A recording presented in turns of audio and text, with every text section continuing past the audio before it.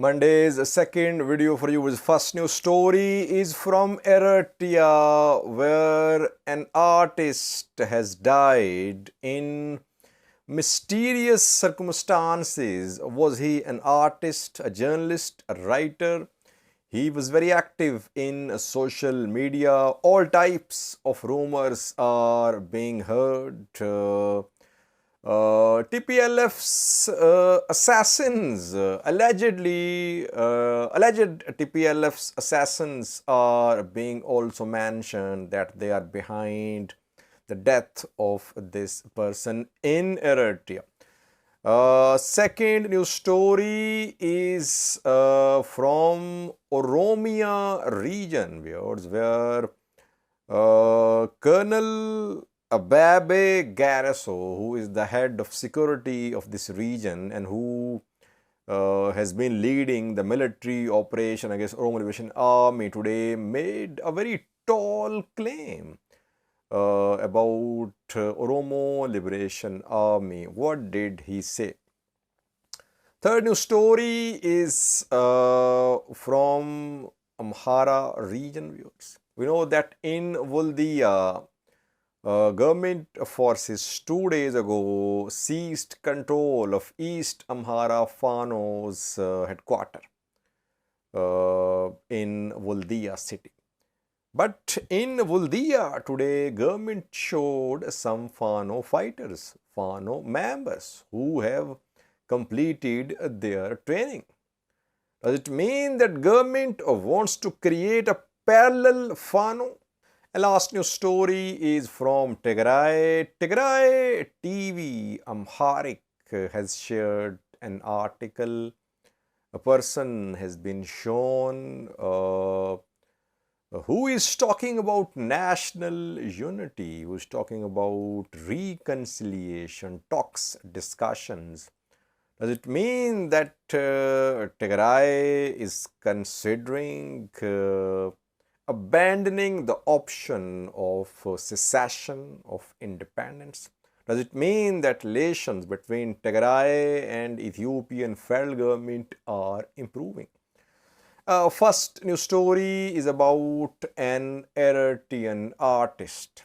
His name is Arefaine Natnael. Arefaine Natnael was seen with artists. Was he an artist himself? Don't know. People say he was a journalist, he was a writer, but he was seen in the company of artists. And he was very active in social media.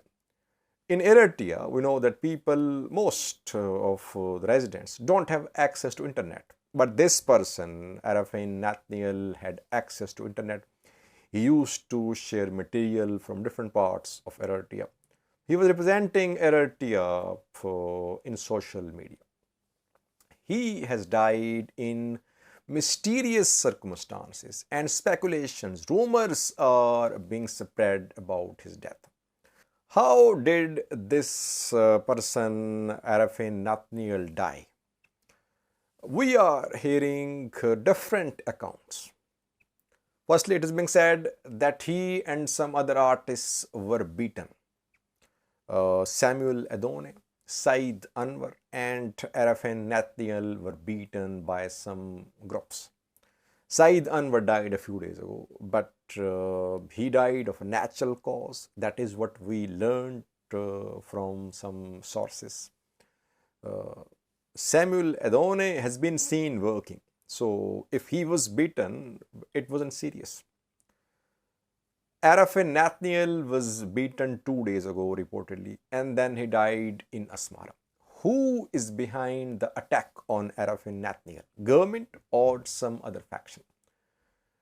No one is talking about the government because he had access to internet. It means that he was in good terms with the government, and there was no problem between the person and the government.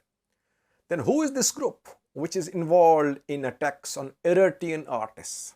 Here, conspiracy theories start. Some say that Tigray People Liberation Fund has launched assassins in Eritrea.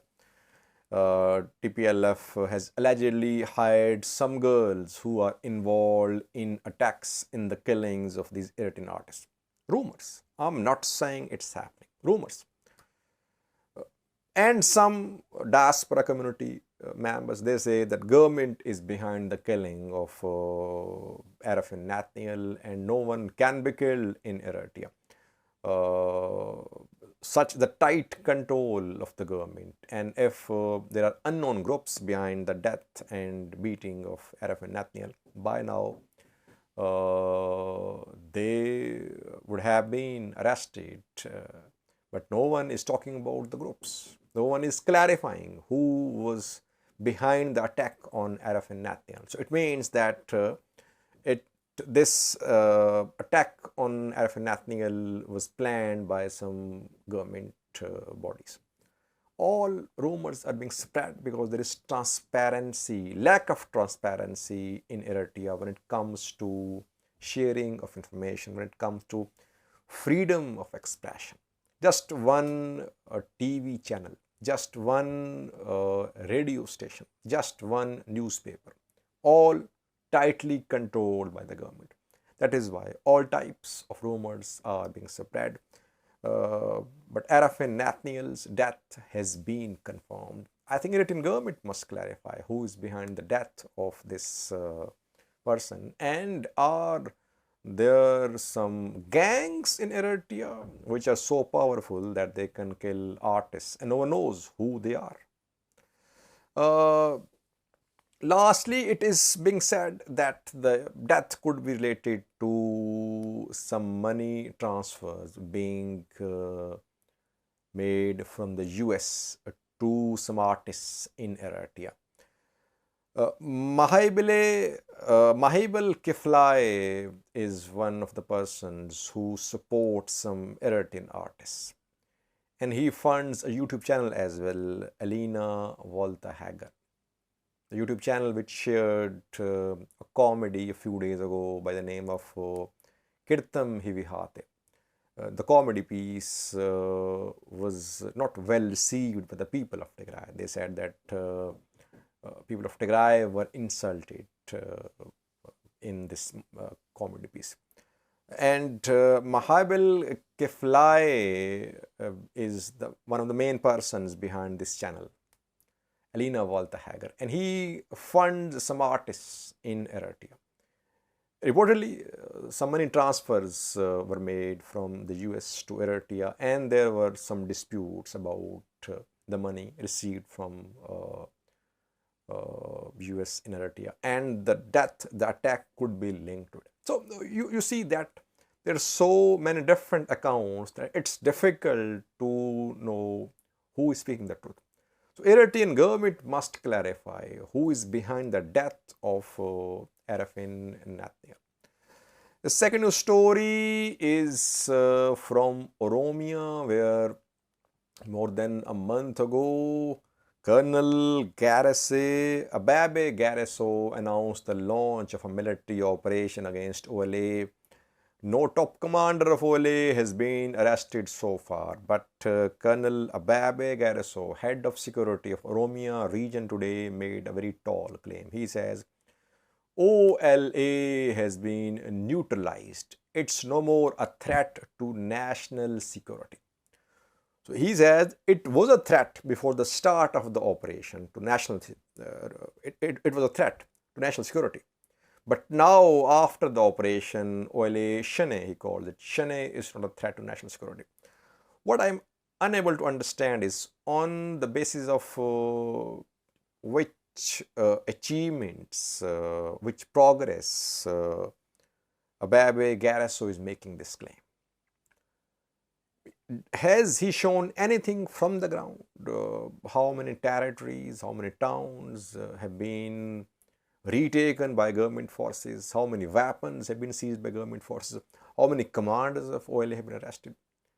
We have seen just a few reports from government about some small places in central and southern parts of Oromia where government forces have retaken some territories. But OLA has also shared similar material that they have retaken some areas.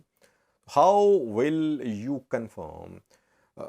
I think that one of the criteria would be the arrest of OLA commanders. So far, no top OLA commander has been arrested. That just shows that this operation is not as successful as is being claimed by Ababe garrison.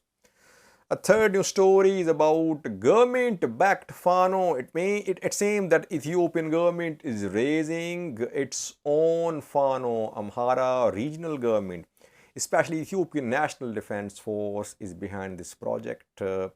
In Voldia, we saw that 2 days ago there were clashes between Fano fighters and government forces, ENDF, and then ENDF took control of Fano, East Amhara Fano's headquarters in Voldia city. And some persons died as well there in clashes, two Fano fighters. So on the one hand, government is seizing the control of Fano headquarters in Voldia. On the other hand, today government showed new Fano graduates who have completed their training. The pictures are from Voldia. You can see the pictures. These are being shared by government-backed activists and news sources. They say these are Fano members and they have completed their training and now they're being sent to front lines. The pictures are from Voldia city. These Fano fighters were trained by Major Mogus Kabede. And Fano fighters, after having been trained, are being sent to front lines. So here government is sending a message that it's not against Fano, it's training Fano, it's arming Fano. But those groups which are operating in the name of Fano are being targeted. Now, what I have understood is that government is trying to fully control Fano.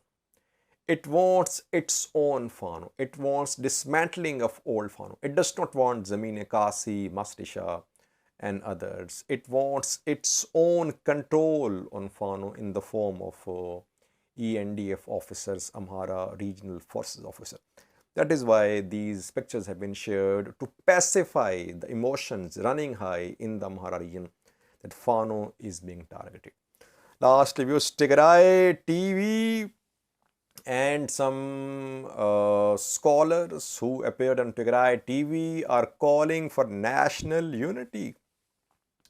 Tigray leaders say that referendum could be held to determine the future of Tigray. We heard from Debretsion Gabriel Mikhail a few days ago that no matter what happens, referendum will be held in Tigray to determine the future of Tigray. But Tigray TV is preaching national unity.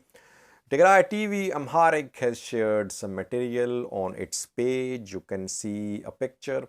A person can be seen. He was heard saying that national unity can come through talks, through negotiations, and force is not solution. And national unity should be pursued. No mention of referendum, no mention of independence, no mention of secession. So is Tigray changing its position? Does it want now to remain part of Ethiopia? That its state-backed television, Tigray television, it is preaching national unity. Ethiopian government, Tigray government relations are improving. No doubt about that. Tensions are between Tigray, Eritrea, Tigray, Amhara. Debretsion Abiy relations are improving. Addis Ababa, Mekelle relations improving, but Asmara, Mekelle relations are not improving. And Tigray People Action Fund, though it spoke of referendum, but then it rejected the idea of transitional government in Tigray. So we have not seen a clear stance from Tigray government about independence, about secession. And one of the reasons could be that once Tigray announces to be independent, it could lose the sympathy of international community. So it might be an option, but Tigray TV is preaching national unity. Thank you for watching.